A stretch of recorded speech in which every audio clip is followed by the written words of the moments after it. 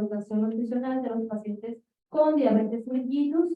Ella es licenciada en nutrición por la Universidad Juárez Autónoma de Tabasco, maestría en nutrición clínica, Universidad del Valle de México, Campus Villahermosa, maestría en seguridad alimentaria, Universidad Abierta y a distancia de México, doctorado en nutrición, metabolismo y obesidad por la Universidad Internacional Iberoamericana. Doctora. Doctora, adelante. Bienvenida, doctora. Tiene un amplio currículum, entonces. No te preocupes. Gracias. Hola, muy buenas tardes. Bueno, pues ya me presentaron. Vamos a empezar por el tiempo. Ya nada más pongo mi cronómetro para no pasar.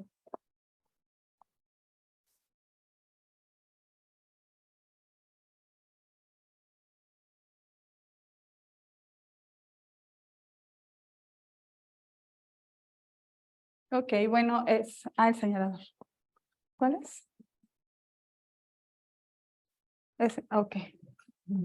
¿Es el adelante con ese señal? No, creo que no. Sí. Bueno, hace rato y durante las ponencias que he escuchado hablan mucho de la prevención, ¿no? Entonces, bueno, sabemos la importancia de lo que es prevenir las enfermedades más que curarlas, ¿no? Y con esto nos ahorraríamos una derrama económica bastante importante. Entonces, bueno, dentro de las cosas que me presentaron, yo soy educadora en diabetes certificada. Entonces, gracias. Okay. Entonces, en educación en diabetes vemos 7 puntos importantes en la prevención para empoderar al paciente con diabetes o que vive con diabetes para que pueda controlar y manejar o convivir con la enfermedad. Y esto es del tema que les vengo a hablar.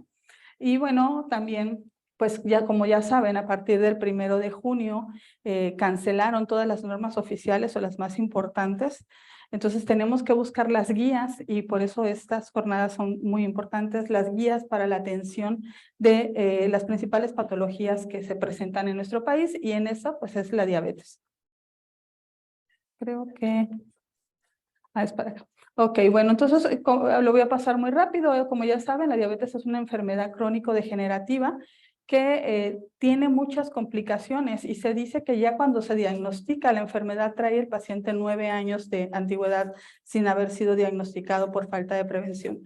Entonces es en donde nosotros tenemos que ayudarlo al momento de que se le da el diagnóstico y poder ayudar en su empoderamiento, porque pasan este proceso tanatológico en donde no hay una aceptación de la enfermedad como tal. Entonces, mientras ellos no aceptan la enfermedad, por mucha ayuda que nosotros querramos ofrecerle, muchas veces es imposible poder apoyar en nuestro tratamiento. Esta enfermedad es multifactorial, como ustedes saben, el sedentarismo, la ingesta elevada de alimentos ricos en hidratos de carbono.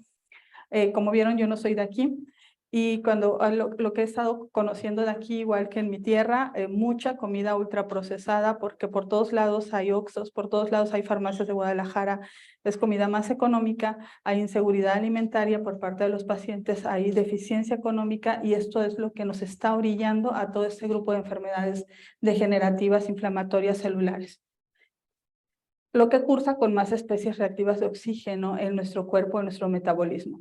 Sí hay un factor genético, sí puede haber para la obesidad, factor genético para la diabetes mellitus, pero lo más importante siempre es el estilo de vida.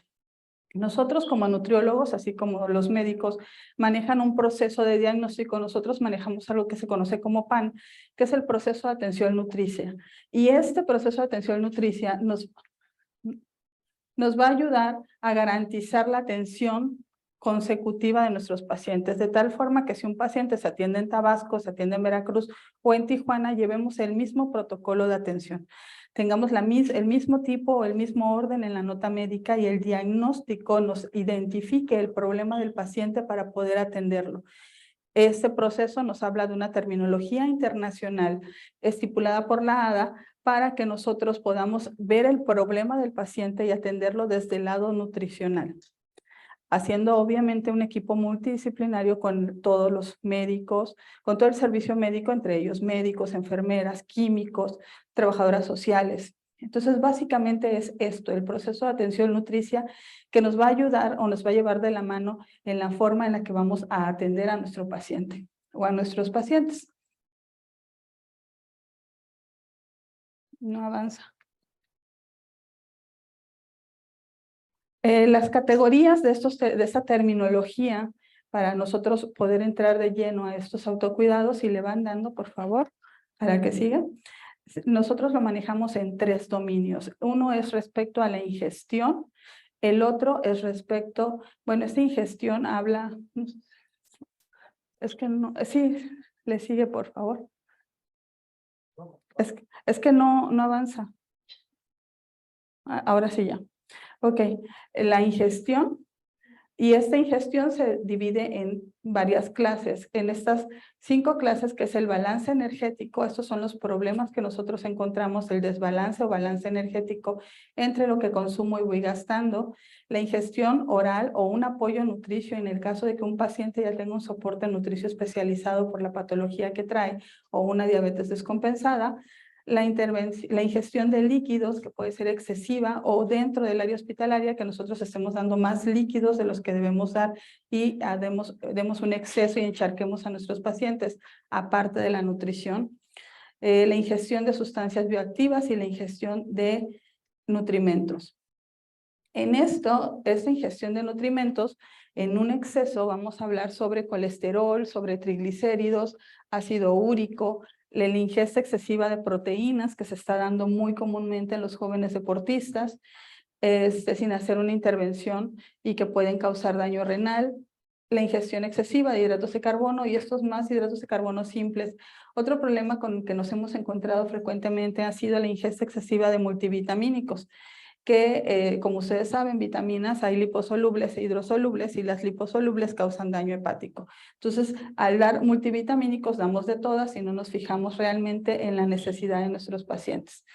Lo mismo minerales, y los minerales y multinutrientes, o ahora los famosos fitonutrientes, pueden causar una osmolaridad mayor en las dietas que les damos a nuestros pacientes, logrando problemas gastrointestinales, más en los pacientes que viven con diabetes y que tienen deficiencia en el hepatocito, ¿no? En todo el tracto gastrointestinal. El otro dominio es la parte clínica, en donde se divide en 3 clases, que son la funcional, la bioquímica y el peso. Sí diagnosticamos con respecto al peso, porque nosotros el peso lo vamos a ocupar como un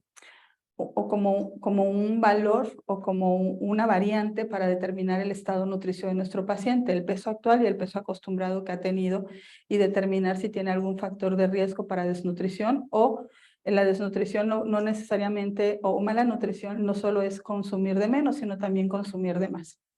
En Tabasco, de donde yo vengo, tenemos muchos niños con obesidad. De hecho, ocupamos el 2º lugar en obesidad.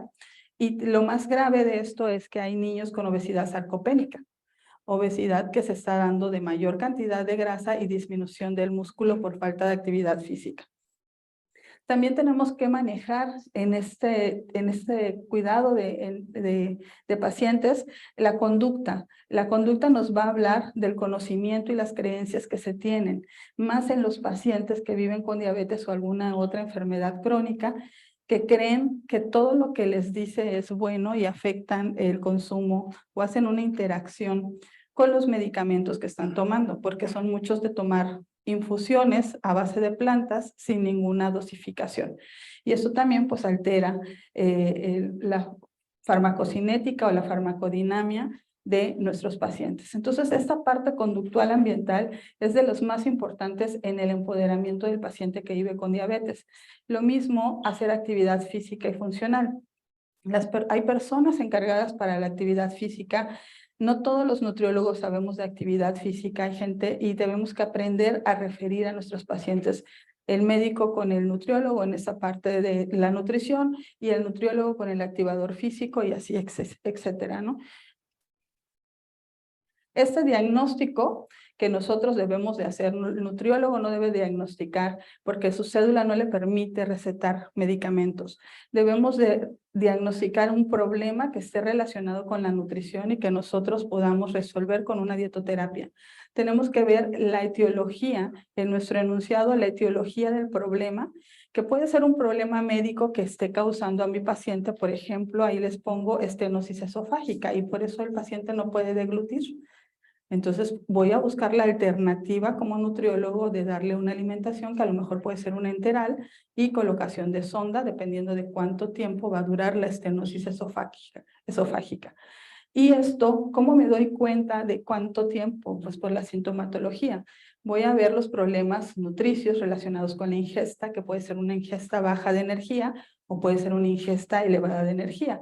O puede ser una ingesta que no está siendo absorbida adecuadamente por mi paciente. El comportamiento y el medio ambiente, que son lo más importante en este tema, los conocimientos y la creencia, pues aquí vamos a ver el déficit de conocimientos relacionado con alimentación.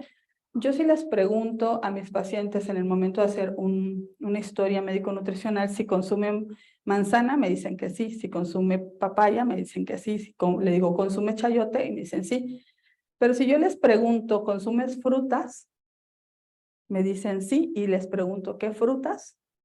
Y me dicen verduras. Me dan el nombre de verduras y es algo muy común. Y si yo les pregunto si comen verduras, me dicen sí, como elote y como papa. Y esos son cereales. Entonces, desde ahí ya estoy viendo el déficit de conocimiento en materia de nutrición de mi paciente. Y desde ahí ya hay una intervención nutricional en donde yo le tengo que explicar, esto es una fruta, esto es una verdura y no lo vamos a comer en la misma cantidad ni en la misma frecuencia que si comieras que si comieras un chayote o un pepino o lechuga. Y las cantidades también son diferentes. También podemos ver que en el paciente con diabetes existe un automonitoreo deficiente. Ustedes saben, como médicos, mucho mejor que yo, que cuando un paciente tiene diabetes mellitus tipo 1, ellos van a monitorearse hasta 7 veces al día. ¿Sí? Cuando nosotros con ellos llevamos más o menos un conteo, algo que se llama conteo de hidratos de carbono. Es una forma de que ellos van a relacionar su sensibilidad a la insulina con la cantidad de hidratos de carbono que se van a consumir, que generalmente son 15 gramos por unidad de insulina. Si el médico le manda 2 unidades de insulina, ellos solo tienen derecho a consumirse en ese tiempo de comida 2 equivalentes de hidratos de carbono y monitorearse después para ver qué sensibilidad tienen. Y si tienen más de la meta, que debe de ser, no sé, cada persona es diferente, pero generalmente la manejan a 110. Por cada 50 gramos más, tendría que ponerse una unidad de insulina para bajar esos niveles de glucosa en sangre.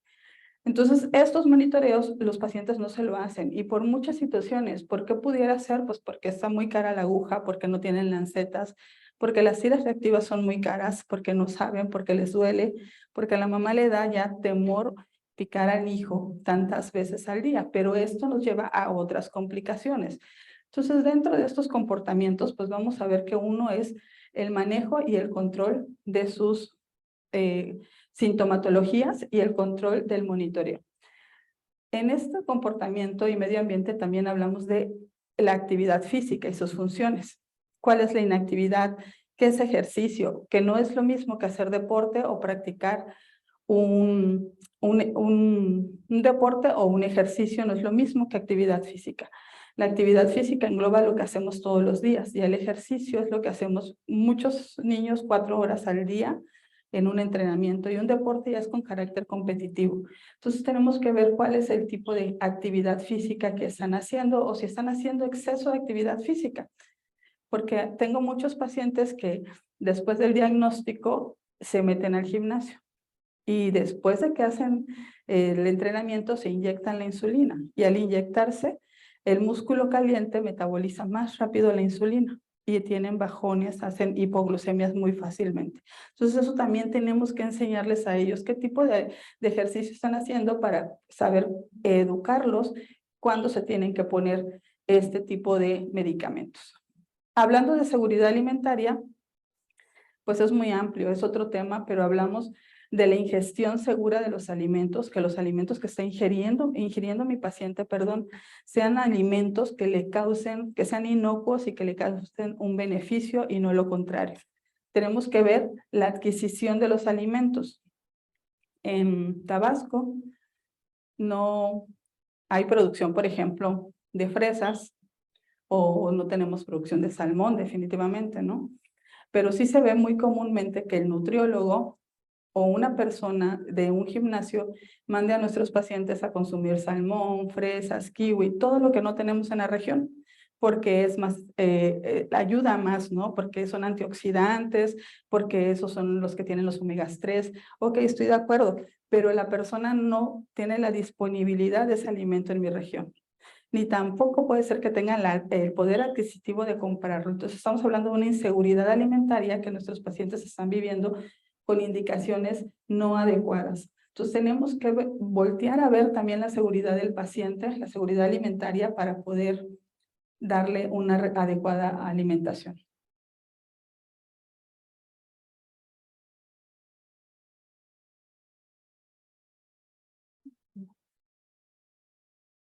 ¿Hacia dónde lo dirijo? ¿Es con ella? Ya. Ok. ¿Qué es educación nutricia? Pues es un proceso, son dos cosas, dos términos diferentes, los cuales los tenemos que estar metiendo, y ya en las guías nutricionales los manejamos. La educación nutricia es un proceso formal para instruir y entrenar a un paciente o cliente, depende cómo le digan, en la habilidad de impartir el conocimiento que ayuda a mejorar su estado nutricional, su calidad de vida, su alimentación, actividad física y mantener o mejorar la salud. Y la asesoría nutricional es un proceso de apoyo caracterizado por la relación colaborativa entre ambas partes, como el paciente conmigo. Yo le voy a preguntar, arriba yo le voy a decir todo lo que tiene que hacer, pero abajo él ya me tiene que decir qué es lo que quiere hacer, cuáles son sus objetivos. Que si quiere bajar de peso, si quiere subir de peso, sin hablar de diabetes, si quiere subir de peso, bajar de peso, agarrar masa muscular, disminuir la grasa corporal, etcétera. Esas son las diferencias. Entonces, en la segunda, la asesoría nutricia, nosotros vamos a hacer una empatía con el paciente para que el paciente logre tener confianza en nosotros, porque cuando yo le pregunto a un paciente, ¿en qué le puedo servir? Vino conmigo a una consulta, me dicen, la mayoría de las veces, es que me mandaron con usted. Entonces, desde ahí ya tenemos una resistencia al cambio. Es que dicen que yo estoy gordo, pero yo me veo bien o yo me siento bien. Entonces, desde ahí ya hay una resistencia. Desde ahí tenemos que hacer empatía con el paciente y muchas veces apoyarnos del área de psicología. Los diagnósticos, miren, eso es un diagnóstico nutricio, así debe ser un diagnóstico nutricio, en donde la primera parte dice de elecciones no deseables de alimentos. Esos números es por expediente electrónico. Elección no deseable de alimentos, ese es el problema que tiene mi paciente. Está relacionada con conocimientos insuficientes en temas relacionados a alimentación y a nutrición y o creencias, actitudes infundadas en materia de nutrición y alimentación evidenciadas, y allá me voy con toda mi evaluación nutricional, una dieta alta en hidratos de carbono que la puedo ver en una encuesta dietética que se llama frecuencia de consumo de alimentos o recordatorio de 24 horas. Un mal control de sus padecimientos, por ejemplo, en este caso, paciente con diabetes, que tiene una glucosa de 231 miligramos sobre decilitro, tiene un colesterol de 433 miligramos sobre decilitro, el HDL en 39, etcétera, todos para no leérselos. Si se dan cuenta, todo está alterado. El índice de masa corporal está en 43.6, que sabemos que a partir de 25 ya es sobrepeso y a partir de 30 obesidad. Y la hipertensión, pues notablemente, ligeramente elevada, de 130, 188. Pero ya sabemos que cuando ya tienen eso, ya traen un daño microvascular en corazón.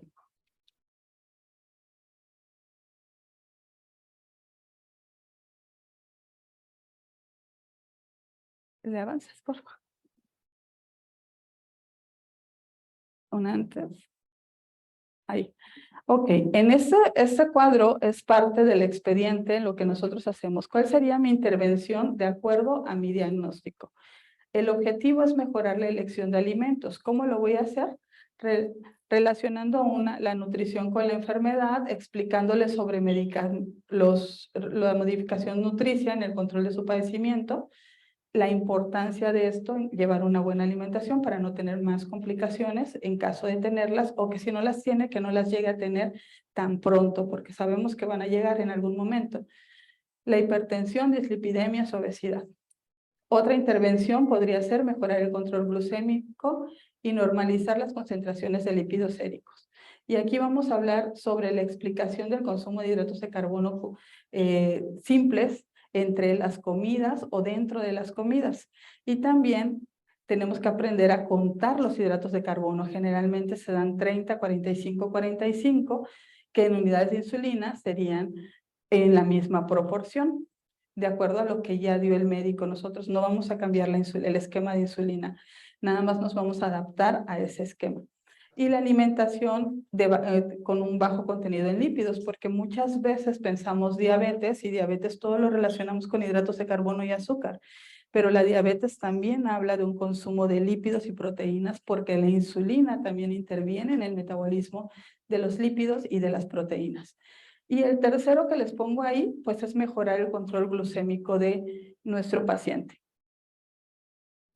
¿Cómo voy a ver que mi tratamiento está funcionando? Bueno, pues porque veo un monitoreo.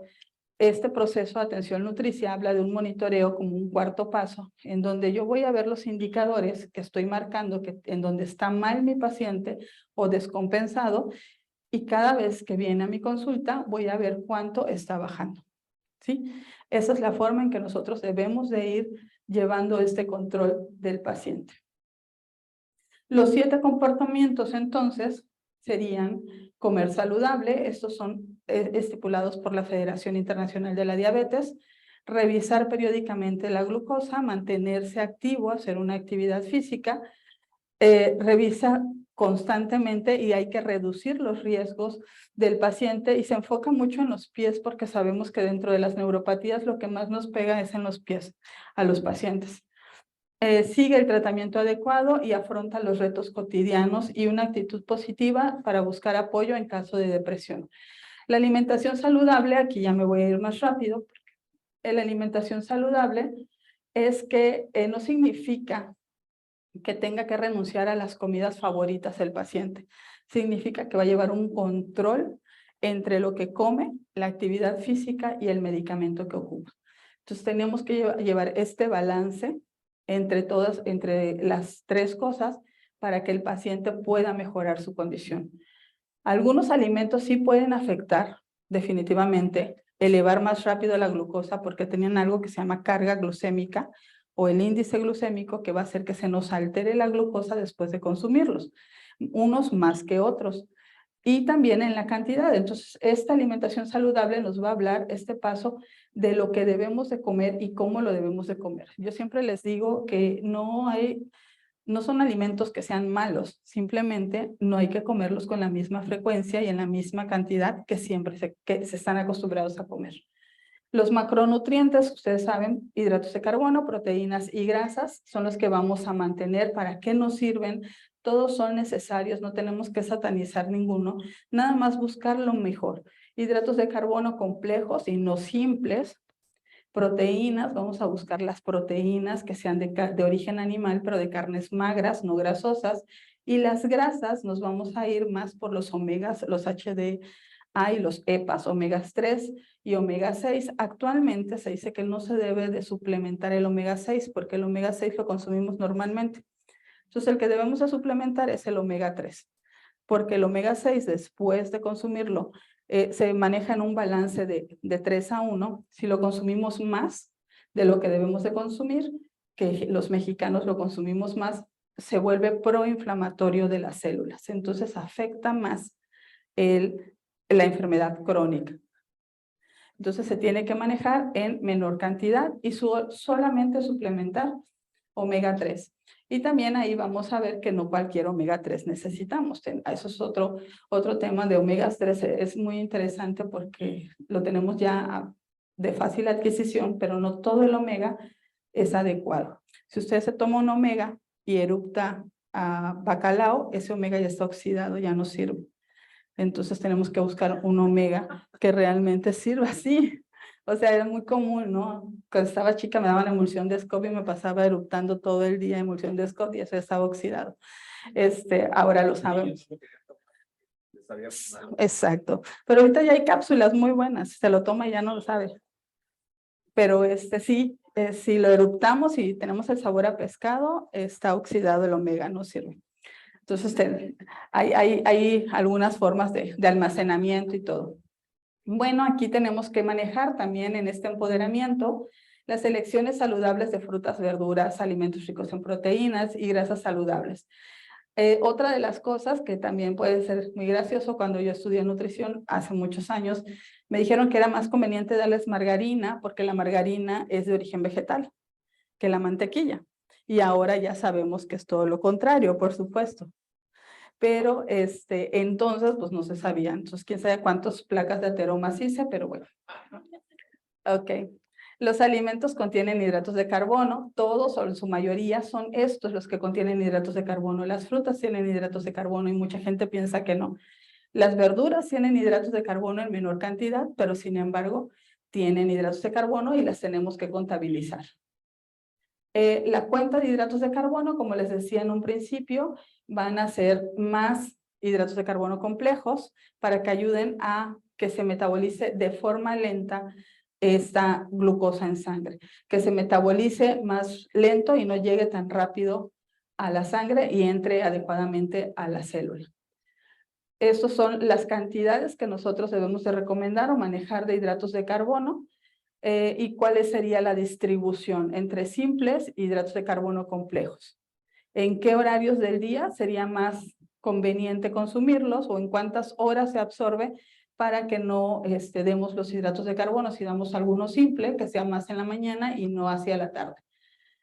Es bien importante la lectura de etiquetas que también tenemos que hacer con nuestros pacientes, por eso la importancia de que lo atienda un nutriólogo que sepa este concepto de la lectura de etiquetas, porque hay muchos productos en la mercadotecnia, por ejemplo, se me ocurre ahorita los aceites que dicen que por su origen vegetal no tienen colesterol, todo lo que viene de origen vegetal no tiene colesterol, pero la gente no lo sabe.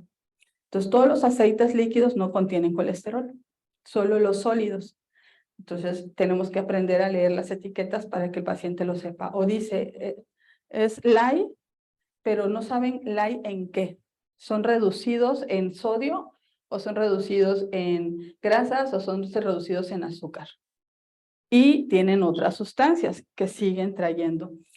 Otro de los alimentos que no lo puse, pero es el pan integral, por ejemplo, de Bimbo, ¿no? No sé aquí cuál sea el más conocido, pero el pan de caja de Bimbo, el pan integral, piensan que es integral, pero no, es un pan de hidrato de carbono simple y además tiene un alto contenido en sodio y la gente lo sigue consumiendo y se lo seguimos dando cuando hay otros más importantes.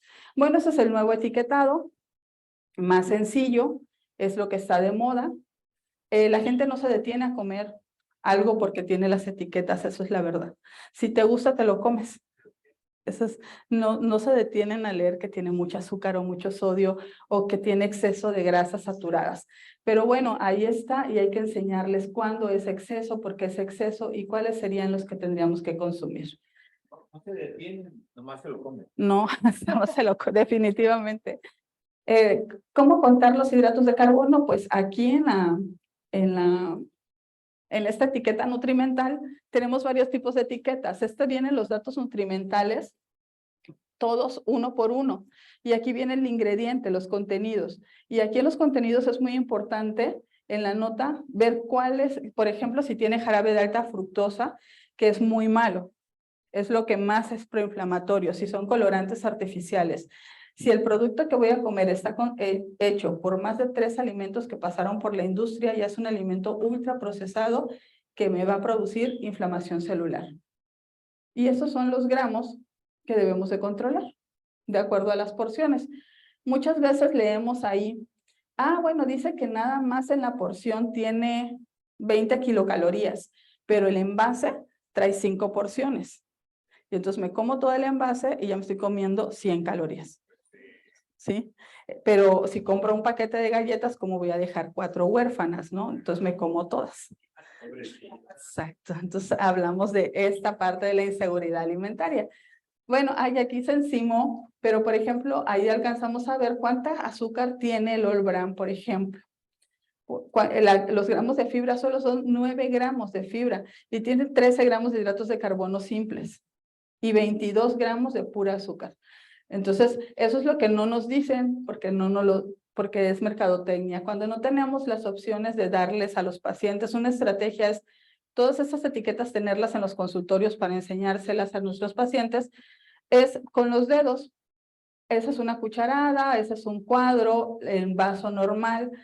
Bueno, el famoso cine, antes eran unidades de bolsas de palomitas pequeñas, vasos de refresco pequeños, y ahorita por 5 pesos más se lleva la Jumbo y se lo relleno, y 5 pesos más y se llevan su diabetes a casa, ¿no? Porque pues es más y más y más y más. Las porciones cada vez son más grandes. Uno de las palomitas más grandes, más barato. Pues sí, más barato, pero a la larga nos va a salir más caro. O si no, con la palma de la mano, los dedos, también podemos nosotros enseñarle a nuestro paciente que es una onza, media taza, que puede ser una cucharadita o una cucharada. Esto es el sistema de equivalentes que nosotros manejamos y es lo que más importa de hidratos de carbono. Entonces aquí vean, el grupo de verduras tiene hidratos de carbono, el grupo de frutas tiene hidratos de carbono, cereales, tubérculos, leguminosas como los frijoles, lentejas. Los alimentos de origen animal no tienen, excepto la leche, que tiene 12, incluso la descremada, semidescremada, la entera, y la azucarada tiene 30. Entonces luego le compramos al niño la leche azucarada o la leche de sabor a chocolate para que no llore o para que se lleve a la escuela de guarnición, y tiene solo una unidad de un vaso de 240 mililitros, tiene 30 equivalentes hidratos de carbono.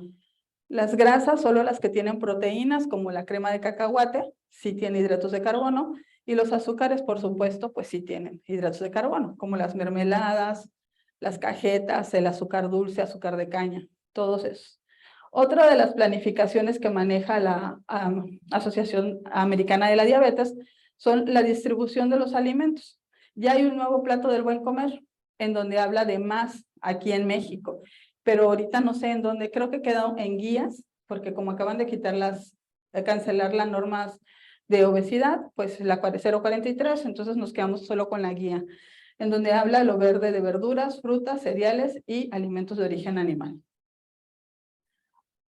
Ok, esta es el que se tienen que establecer las metas, lo que les mencionaba, para ver la cantidad de hidratos de carbono que voy a consumir de acuerdo a la insulina que me aplico, y para bajar lo que es bien importante para nosotros, que es la hemoglobina glucosilada, y evitar las microcomplicaciones que pueda tener mi paciente. Luego tenemos los edulcorantes, que se supone que son los más recomendados por la FDA. Sin embargo, nos pueden traer otros tipos de complicaciones. Entonces, lo que más se maneja o lo que más manejo, porque miren, tienen potasio, la mayoría de ellos. Lo que yo más manejo con los pacientes es que pueden seguir consumiendo su azúcar de caña normal o moscabado o la morena, no la refinada. Ir disminuyendo la cantidad que se ocupa. Bueno, estas serían las ventajas y las desventajas de usar los edulcorantes. Aquí tenemos ya el segundo paso, que es estar activo. El estar activo va a traer beneficios. La actividad física va a aumentar el ritmo cardíaco, va a gastar calorías que estoy consumiendo de más, tal vez, va a fortalecer los músculos y los huesos. Y eso nos va a ayudar mucho a la prevención de otras complicaciones en el paciente. Estos son los niveles control que nosotros debemos de manejar con nuestro paciente que vive con diabetes. Y si se dan cuenta, manejamos las grasas, colesterol, triglicéridos, colesterol HDL, LDL y la presión arterial. Los consejos, pues hay que irse, cuando damos al paciente, irse con calma, ir disminuyendo poco a poco el consumo de azúcar para poder disminuir los niveles de azúcar en sangre y poder ir consumiendo o irse inyectando menos insulina cada vez. No quitársela definitivamente, pero sí consumir menos insulina, inyectarse menos. El llevar el registro básicamente de la actividad física que se lleva diario, se llevan diarios a los pacientes, se les invita a que lleven todo el control anotado para que ellos se vayan dando cuenta, incluso vamos graficando solicitamos a sus familiares, porque la diabetes es una enfermedad como casi todas, que no debe ser individual, sino que todo el grupo familiar debe de incluirse para que tengamos un mejor pronóstico para nuestro paciente. Podemos invitarlos a grupos de autoayuda, a grupos en donde bailen o que practiquen algún deporte que también los ayude a disminuir su grado de estrés. Esto que les mencionaba hace rato, hay que hacer los reajustes del consumo o la aplicación de insulina a partir del ejercicio, porque mientras más ejercicio hacen, la insulina se metaboliza más rápido y entonces después de que yo hago un ejercicio puede durar, dependiendo del tipo de ejercicio, depende el sustrato que yo voy a consumir, qué tipo de hidrato de carbono, qué tipo de proteína y también el metabolismo de estas. Y van a incrementar que mi paciente tenga más cuadros hipoglucémicos si sigo usando la misma cantidad de insulina. Entonces vean la importancia del monitoreo, que sería el tercer paso, que es la vigilancia. Cada cuánto me tengo que estar tomando la glucosa. Les enseñamos o debemos enseñar a nuestros pacientes cuál es el glucómetro más adecuado para ellos. Hay glucómetros que tienen, bueno, cada vez salen mejor.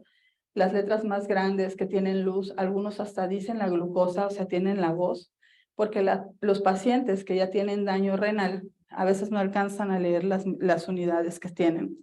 O cómo se lo tienen que, o si no, ya no ven, pues por lo menos que lo escuchen. Mucha gente todavía tiene miedo de hacérselo en la calle o cuando va a un restaurante y sin embargo se lo tienen que hacer para hacer sus adecuaciones, ¿no? El tipo de insulina que se tienen que poner posterior a estos niveles de glucosa elevados, ¿no? Como es la ultra rápida. La frecuencia, pues va a depender mucho de el tipo de diabetes que se tiene, del tipo de insulinoterapia que se tiene, del momento del empoderamiento del paciente, de la educación que tiene el paciente para poder continuar con su tratamiento, ¿no? Y su control. Las tomas también nosotros tenemos que decirle en dónde se debe tomar y por qué se la debe tomar. No todo es el dedo, se la puede tomar en otras partes del cuerpo y en donde haya más vascularizaciones. Algo que yo he visto muy comúnmente, bueno, de hecho cuando estudié la educación en diabetes, tuve que vivir un mes como si fuera paciente con diabetes para lograr esta empatía con los pacientes. Lo único que no me aplicaba obviamente era la insulina, pero me tenía que picar 7 veces para tomarme la glucosa. Entonces termina uno con los dedos ardidos y entonces hay zonas en donde es menos doloroso y hay que buscar esas zonas en los pacientes. No todo es la punta del dedo. Entonces hay que buscar esos. Lo mismo en la aplicación de la insulina que vamos a ver ahorita. En este diario, aquí es algo que se les presenta, se ve muy fuerte, pero muchos de nuestros pacientes no saben leer o escribir y por medio de los colores se van guiando. Tenemos los días de la semana, los horarios de toma de glucosas, antes del desayuno, después del desayuno, antes de la comida, después de la comida, antes de la cena, después de la cena, y las glucosas ocasionales, a veces de noche por la luna de miel que pueden pasar, y la glucosa también al despertar o si tienen algún problema que se está presentando en lo que se controlan los pacientes. Entonces, todos esos resultados los tienen que llevar anotados y nosotros podemos hacer gráficas y darnos cuenta en qué momento del día mi paciente tiene picos de hipoglucemia o picos de hiperglucemia. Y con eso ir ajustando el tratamiento de la mano con el médico endocrinólogo o el médico internista que lo esté tratando. Bueno, aquí tenemos que de acuerdo a lo que va a afectar la diabetes, que ustedes saben, los daños microvasculares, que cuando se presenta mi paciente con las 4 Ps, ya trae mi paciente daño microvascular, trae daño de riñón porque trae poliuria, polifagia, polidipsia, pérdida de peso, sin estar a dieta. Entonces yo tengo que tratar de ayudarlo a que disminuya esa sintomatología para que logre una mejor adecuación al tratamiento. Las comorbilidades asociadas, nosotros las vemos mucho en las variaciones de peso, suben mucho de peso, bajan de peso, suben y no los podemos controlar.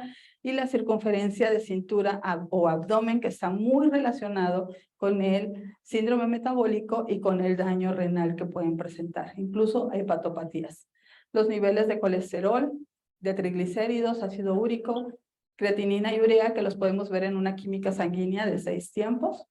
Estárselos pidiendo constantemente cada mes, cada 2 meses, y la hemoglobina glucosilada cada 3 o 4 meses. La 4, la toma de decisiones, que es el cuarto punto.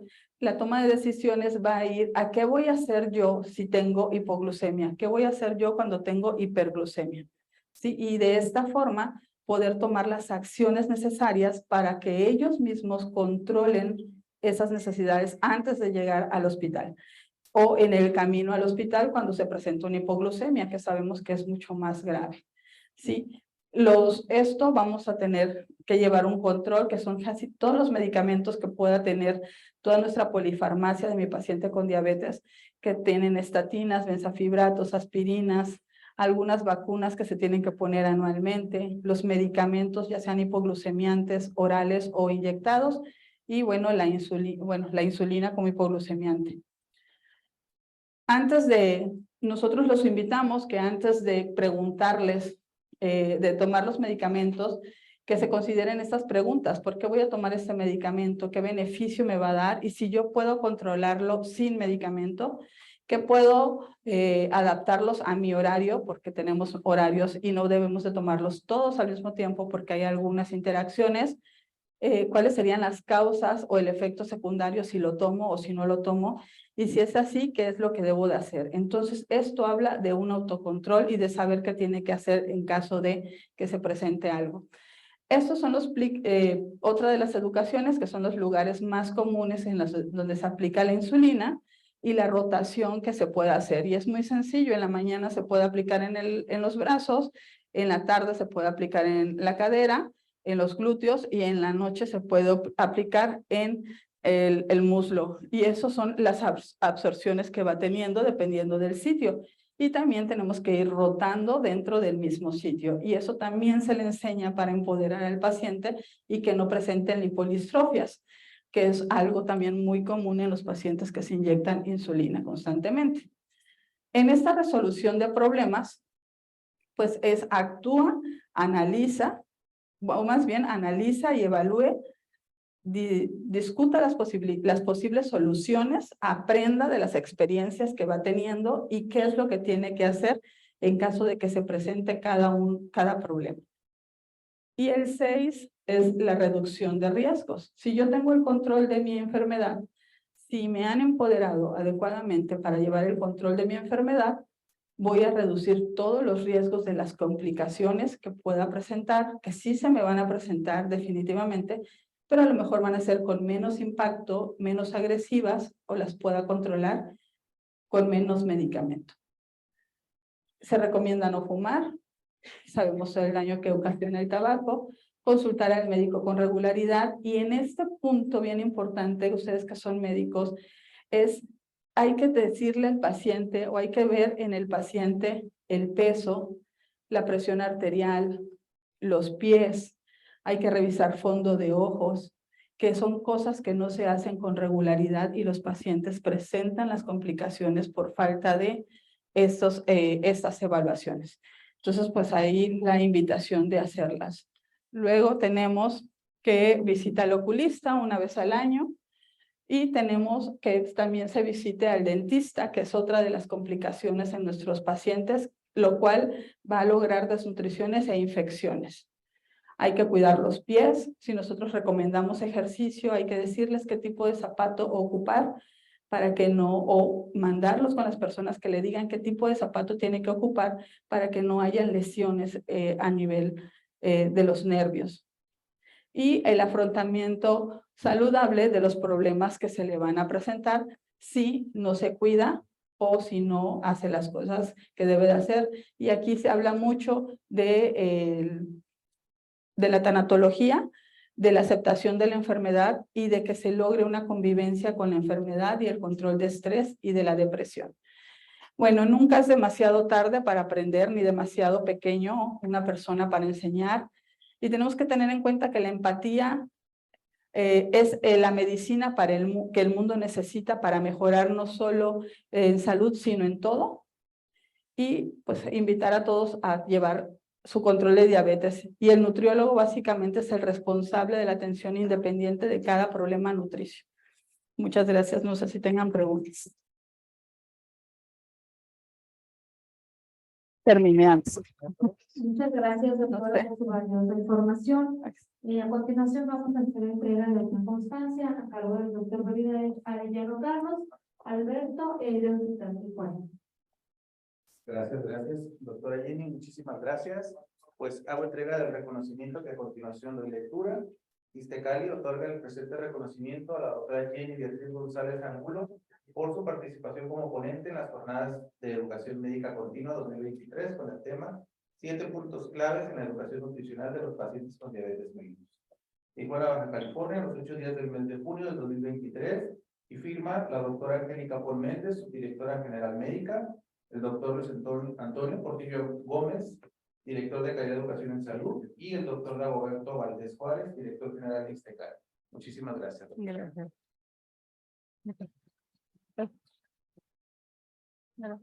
Ay, gracias. Muy amable. Sí. Sí, no sé.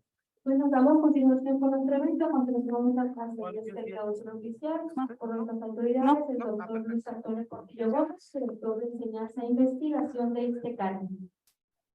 Gracias. Gracias. Bien, damos brevemente la clausura, lo que es oficial, recordando que todavía quedan 2 prácticas más. Yo entiendo que algunos, por ejemplo, están trabajando en la institución, Nada más voy a agarrar mi bolsa, se quedó allá adelante. para que Ay, es que está allá adelante, ahorita la voy a buscar. Pero yo creo que la botella no nos las van a dejar subir. algo que puede ver en la plataforma, es importante para nosotros que lo contesten porque pueden. No, mi bolsa, pero le digo, creo que la botella que no nos las van a dejar subir. Tal vez solo que dijeron,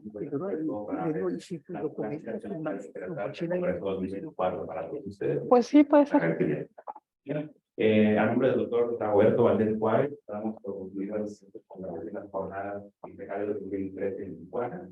Recuerden que mañana todavía se vendrá la última jornada que es mencionada, que se les van a pasar los links para que nos puedan inscribir de manera virtual y para que puedan aprovechar también estos planes. Bueno, gracias. Sí, sí.